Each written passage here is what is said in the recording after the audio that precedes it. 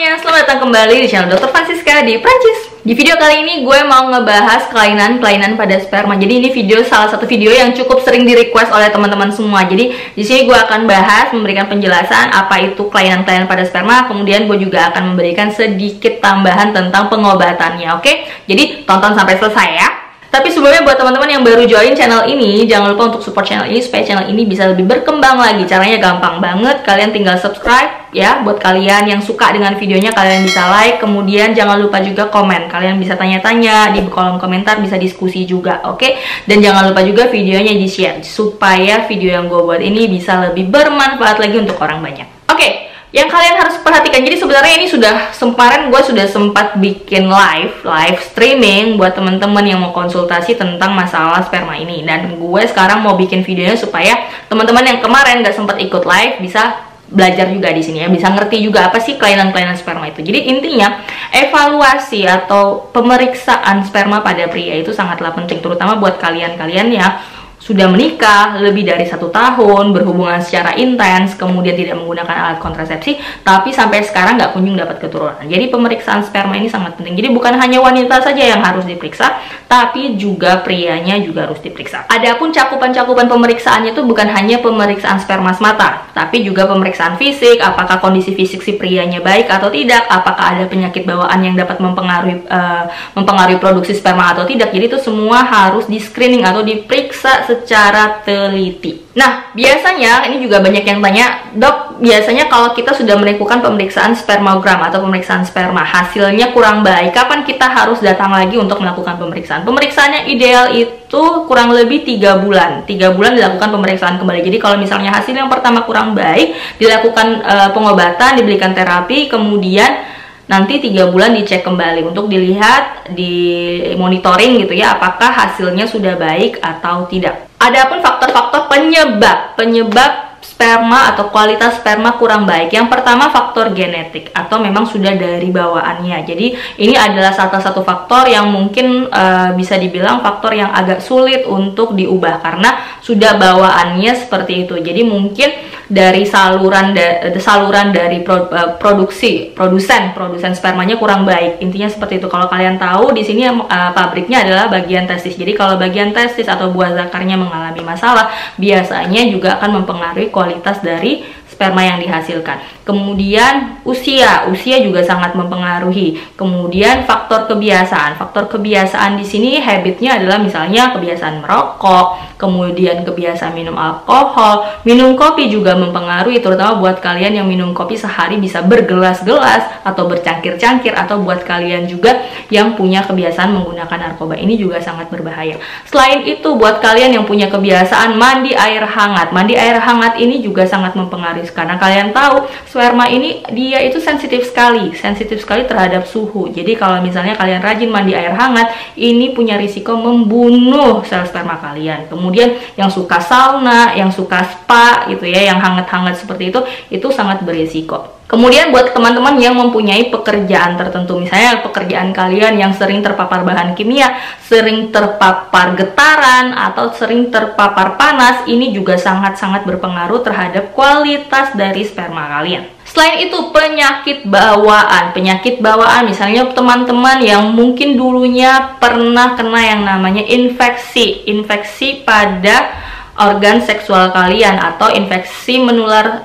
seksual, ini juga sangat mempengaruhi. Varikokel juga bisa sangat mempengaruhi. Bahkan buat teman-teman yang punya riwayat hernia inguinal, ini juga sangat-sangat mempengaruhi. Jadi buat kalian yang mungkin sudah pernah dioperasi sebelumnya, operasi hernia inguinal, kalian bisa periksakan ke dokter untuk melihat bagaimana kondisi dari sperma kalian. Selain itu ada juga riwayat trauma. Riwayat trauma di sini misalnya kalian dulu pernah kecelakaan yang dimana mungkin menyebabkan benturan pada bagian testis kalian, atau misalnya kalian main bola nggak sengaja ketendang, itu juga bisa. Jadi banyak hal-hal yang bisa mempengaruhi kualitas dari sperma kalian. Kemudian pengobatan jangka panjang misalnya pada pengobatan TBC, kemudian pengobatan pada infeksi saluran kemih, kemudian buat kalian yang di kemoterapi, ini sangat-sangat mempengaruhi kualitas dari sperma kalian. Kemudian, acupan dari pemeriksaan spermogram atau pemeriksaan sperma. Yang pertama jelas kita lihat dari jumlahnya, volume dari air mani yang dikeluarkan tuh seberapa banyak. Kemudian warnanya, kemudian pH-nya, itu juga harus diperhatikan ya. Kemudian apa sih dok sebenarnya dilakukan, diperiksa itu apanya sih dok? Kemudian yang diperiksa itu adalah kandungan di dalam cairan ejakulasi itu ya, yang dimana di dalamnya terdapat sel spermatozoid atau sel sperma. Nah itu yang dilihat, yang diperiksa jumlahnya. Jadi ada berbagai macam kelainan yang bisa terjadi pada sperma, mulai dari kelainan jumlah, kemudian kelainan bentuk, dan kelainan gerak ya. Nah, yang pertama adalah azospermia. Azospermia itu adalah keadaan di mana tidak terdapat sperma sama sekali pada cairan ejakulasi. Jadi benar-benar tidak ada sperma, zero.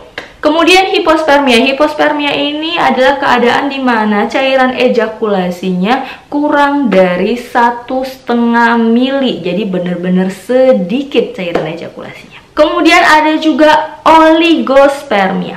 Oligospermia ini adalah keadaan di mana sel spermatozoid atau sel spermanya itu kurang dari 15 juta per mili atau kurang dari 39 juta per sekali ejakulasi. Dimana kita tahu ya, untuk sekali ejakulasi itu dibutuhkan lebih dari 15 juta untuk bisa membuahi sel telur ya, karena kita tahu ya, selain jumlahnya itu kita butuh kualitas yang baik. Jadi sperma ini harus bisa berenang ya, berenang menuju sel telur itu. Jadi dia ada butuh proses. Jadi kalau jumlahnya sedikit, yang ditakutkan saat perjalanan menuju sel telur banyak sperma yang mati. Jadi itulah sebabnya kenapa dibutuhkan jumlah yang banyak dengan kualitas yang baik. Kemudian astenospermia. Astenospermia ini adalah keadaan di mana gerak dari spermanya kurang baik. Jadi dia berenangnya nggak lincah gitu, geraknya nggak lincah, dan ini juga sangat-sangat mempengaruhi ya. Jadi kalau misalnya geraknya nggak lincah, dia berenangnya nggak lincah, nggak cepet, jadinya dia lambat. Kalau lambat itu kecenderungannya apa?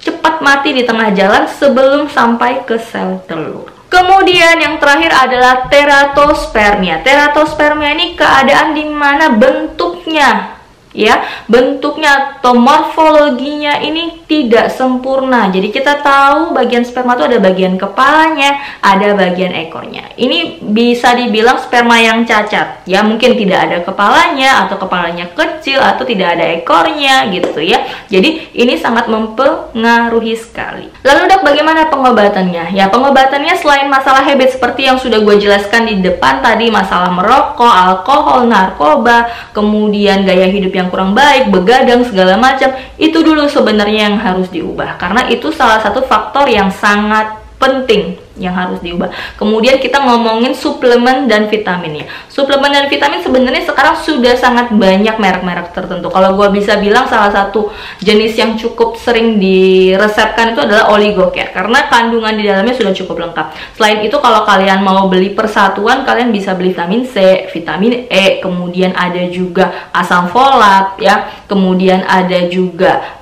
coenzim Q10, kemudian ada juga zinc. Zinc ini adalah salah satu suplemen yang memang sangat baik untuk menjaga kualitas sperma. Walaupun memang harganya masih agak sedikit mahal, tapi ini adalah salah satu suplemen atau multivitamin yang memang sangat-sangat baik dikonsumsi untuk para pria. Oke, itu aja sekiranya ya tentang masalah sperma ini. Jadi buat teman-teman sebenarnya gini, kalau memang misalnya ada kelainan pada sperma, kurang lebih misalnya kelainannya kurang dari 50%, sebenarnya tidak terlalu sulit untuk diperbaiki. Tapi masalahnya untuk teman-teman yang mungkin kelainannya lebih dari 50%, 70% ke atas, itu memang butuh usaha yang lebih. Harus dicari tahu apa penyebabnya, selain kita harus memperbaiki habit atau gaya hidup kita. Oke, itu saja untuk video kali ini ya, semoga bermanfaat, semoga bisa menjawab pertanyaan teman-teman yang kemarin gak sempat ikut live. Jadi sekali lagi buat teman-teman, jangan lupa di-share video ini supaya video ini bisa lebih bermanfaat lagi untuk orang banyak. Oke,